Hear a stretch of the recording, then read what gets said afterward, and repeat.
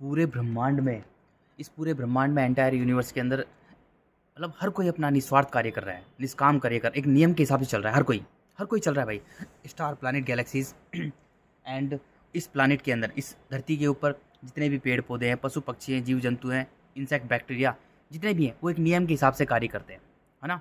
पेड़ बड़ा हो रहा है, फल दे रहा है, फूल दे रहा है और मिट्टी में मिल जाता है, मुक्त हो रहा है वो, क्योंकि वो सत्य से जुड़े, ये ऑलरेडी सत्य से जुड़े होते हैं।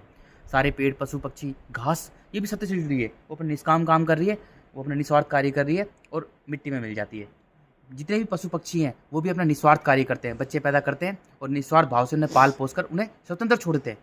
स्वतंत्रता आकाश का प्रतीक है और इन इन दिस एंटायर यूनिवर्स जो ट्रुथ है ना, वो एक आकाश ही है। जो आकाश है ना, अंतरिक्ष है, यही जो खाली है ना, यही सच है, यही सत्य है। इसके अलावा कोई सत्य नहीं है भाई। इसी के अंदर प्राण है, इसी के अंदर प्राण है यार। यही अनंत है, अखंड है, अजर है, अमर है। इसी में प्राण है जो इस धरती में प्राण डालता है। तो सब कोई एक नियम के हिसाब से कार्य कर रहा है। मनुष्य जो है इस धरती का मालिक है, क्योंकि उसका शरीर जो बना है ना, उसके पास जो गुण है वो पंच तत्व के गुण है। वो इस धरती पर उसका जन्म इसलिए हुआ है ताकि वो इस धरती को जाने, इस कायनात, इस पूरे ब्रह्मांड को जाने और उस ब्रह्मांड से, उस अंतरिक्ष से, उस आकाश से मिले जिसने सबको प्राण दिए हैं। तो हमारे शरीर में प्राण देने वाला वो है, आकाश है। हमारे शरीर में प्राण भरने वाला, मन देने वाला जो आकाश तत्व है, वो हमारा मन है, प्राण है, वो हमारे शरीर में है। जब हम उससे नहीं जुड़ते, हम मिट्टी के कण कण को मेरा मेरा कहते हैं ना, विषय वस्तु रिश्ते को, तो हम जिद्दा लाश होते हैं, मिट्टी में ही रोनते रहते हैं, मिट्टी में ही भागते रहते हैं।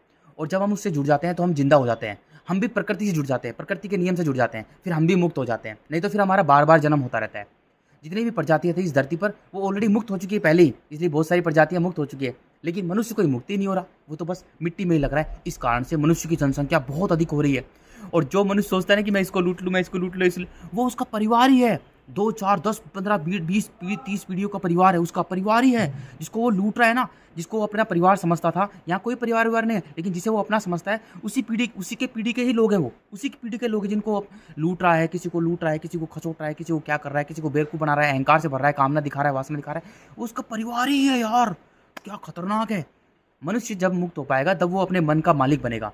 जब अपने मन का मालिक बनेगा तो उस मालिक से, उस आकाश से मिल पाएगा जिसने पूरा ब्रह्मांड बनाया है। जब मनुष्य अपने मन का मालिक बनेगा तो उसमें प्रेम आएगा, और प्रेम वायु का गुण है, और प्रेम से परमात्मा से जुड़ जाएगा। तब वो मुक्त होगा, नहीं तो मुक्ति नहीं हो पाएगा। और धरती पर इतना जबरदस्त ये मिट्टी है, खून से लथपथ, हड्डियों से बनी है, बहुत भयंकर है। मिट्टी मनुष्य को पसंद कर रही है, क्योंकि मिट्टी है ना, मिट्टी मनुष्य को इसलिए पसंद कर रही है क्योंकि मनुष्य के पास में मिट्टी के गुण ही है, अहंकार और विकार। इसलिए मिट्टी बार बार मनुष्य ही वही पैदा कर रही है। अब इतना बुरा समय आने वाला है कि मनुष्य अपने बच्चों को खा जाएगा, अपने बच्चों को खा जाएगा। सोचो, इतना बुरा समय आने वाला है, बहुत बुरा।